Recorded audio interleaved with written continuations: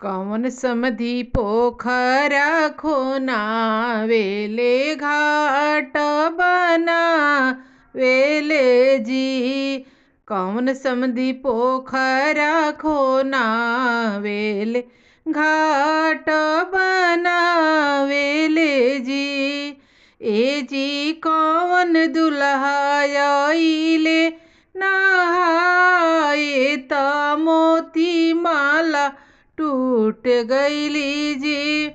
ए जी कौन दुल्हा आइले नहाए त मोती माला टूट गईली जी। चिट्ठिया जे लिखेले बेटा के पापा देवे के कौन समधी जी।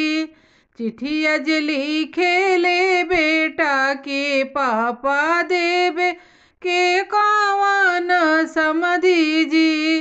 समधी रौरा घाटे बाबू मरना हाइले त मोती माला टूट गईली जी।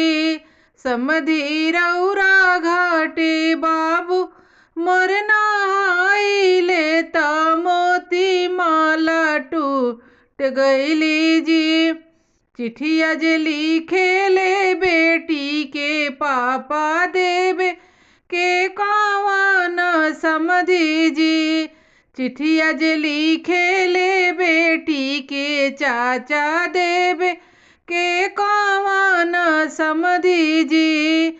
समधी होता बिहाना जलिया डाल बिखो जा बिरौरे मोती माला जी।